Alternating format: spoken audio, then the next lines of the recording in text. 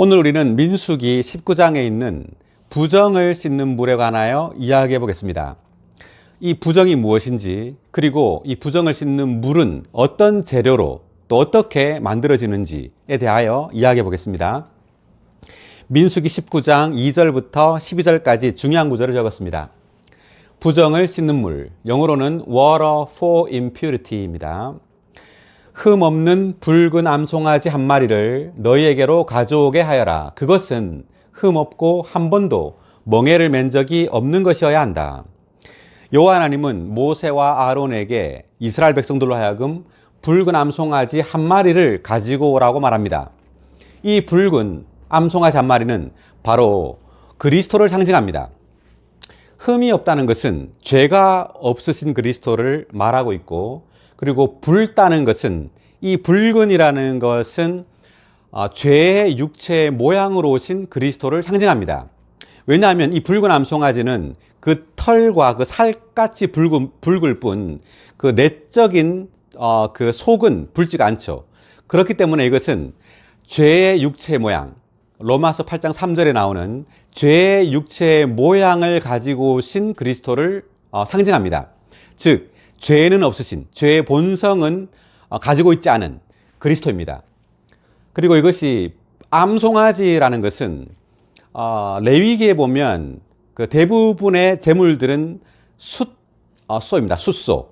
그렇지만 민수기 19장에 있는 부정을 씻는 물에 있어서 이 송아지는 암송아지입니다. 어린 여자 송아지죠.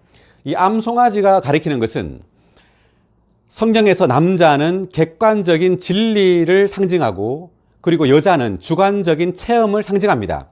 그렇기 때문에 이 부정을 씻는 물에 암송아지가 사용됐다는 것은 우리의 주관적인 체험을 위한 그리스도라는 것을 의미합니다.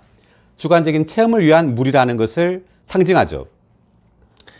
그것은 흠 없고 한 번도 멍에를 맨 적이 없는 것이어야 한다. 이 흠이 없다는 것은 그리스도께서 죄가 없으신 완전하신 분이라는 것을 의미하고, 한 번도 멍에를 맨 적이 없다는 것은 이 멍에라는 것은 일을 위한 것이죠. 멍에를 맨 적이 없다. 이것은 다른 어떤 목적을 위하여 사용된 적이 없는, 그리스도는 특별히 사탄을 위하여 이용된 적이 없다는 것을 의미합니다. 제사장은 백향목과 우슬초와 진홍색 실을 가져다가 암송아지가 불타고 있는 그 가운데로 던져야 한다. 이 흠없는 붉은 암송아지를 불에 태웠습니다. 불에 태우는 중에 제사장은 이 세 가지, 백향목, 우슬초, 진홍색 실을 그 암송아지가 불타고 있는 그 가운데로 던지라고 말했는데, 이 백향목은 그 레바논 산에서 자라는 나무입니다. 주로. 그렇기 때문에 이 백향목은 아주 키가 크고 강한 나무입니다.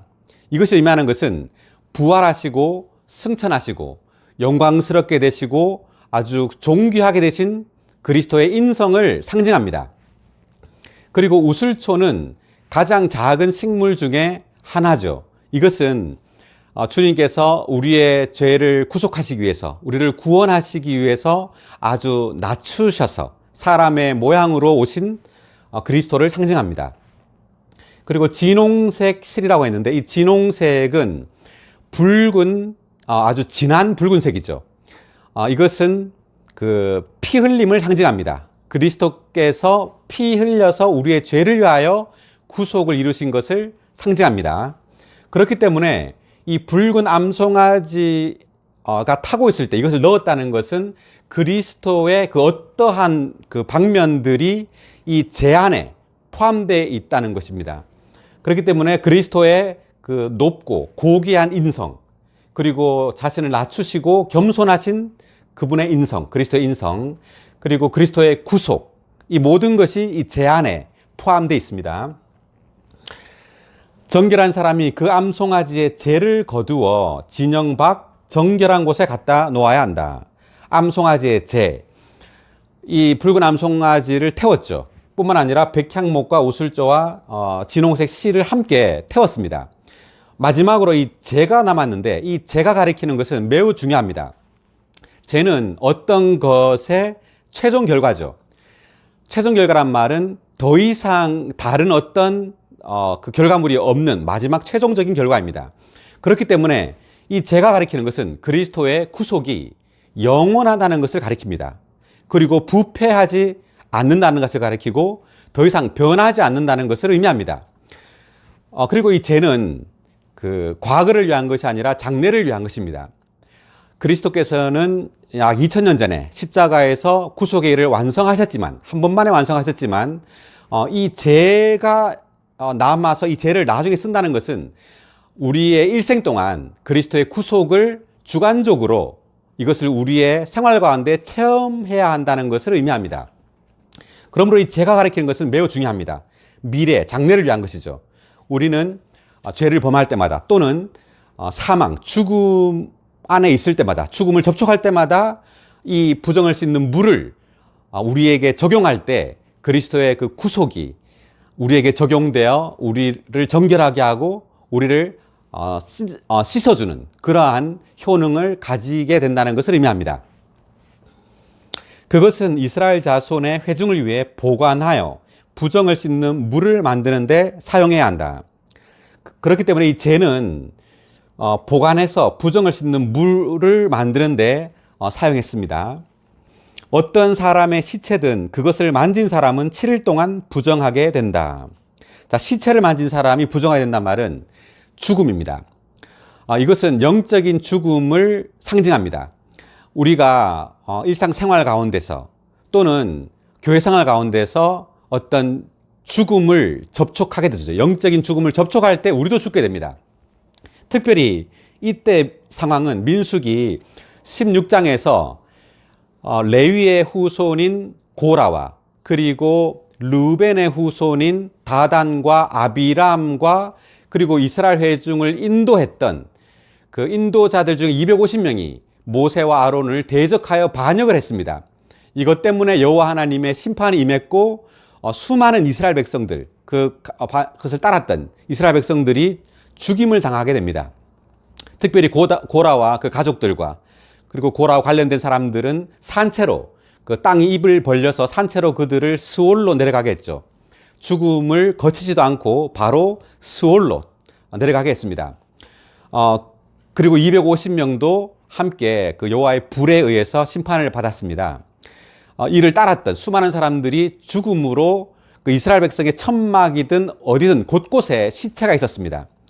그렇기 때문에 이 시체를 접촉하고 만진 사람도 이제 그 부정하게 된다는 것을 의미합니다. 그럴 때 반드시 이 부정을 씻는 물, 죄와 그 흐르는 물로 만들어진 이 부정을 씻는 물을 뿌릴 때 우리는 이러한 부정으로부터 죽음의 죄, 그 죄의 그 죽음, 반역의 죄로부터 온 그 죽음으로부터, 영적인 죽음으로부터 우리는 정결하게 되고 살아나게 됩니다. 그는 3일째 되는 날과 7일째 되는 날에 그 물로 자신을 정결하게 해야 한다. 3일째 되는 날은 부활을 상징하고 7일째 되는 날은 완성을 상징합니다. 이것은 이 부정을 씻는 물이 부활 안에 있다는 것을 의미합니다. 우리가 이 부정을 씻는 물을 적용하기 위해서 우리는 부활 안에 있어야 하고, 그리고 7일째 되는 날 이것이 완전히 깨끗하게 된다는 것은 이러한 그 반역의 죄로부터 반역으로 인한 죄로부터 이제 영적인 죽음을 당하게 될 때 이것은 쉽게 이 죽음으로부터 벗어날 수 없다는 것을 의미합니다. 이러한 영향력이 아주 크다는 것이죠. 그렇기 때문에 어느 정도의 시간이 걸립니다.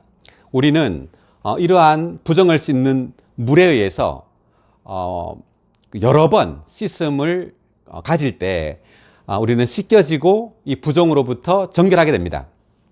우리가 교회 생활을 함에 있어서 이러한 그 부정하게 될 때, 죽음으로부터, 영적인 죽음으로부터 우리가 부정하게 되어 영적인 사망 안에 있을 때 이 부정을 씻는 물, 즉 이 물은 바로 이 물 안에는 그리스도의 영원한 효능이 있는 구속이 있고, 그리고 부활의 영의 그 흐르는 물로 상징된 이 물은 부활의 영, 생명 주시는 영을 상징하죠. 이 부활의 영 안에 있는 씻는 능력에 의해서 우리는 이러한 부정으로부터, 이 영적인 죽음으로부터 정결하게 될 수 있습니다. 네, 오늘 말씀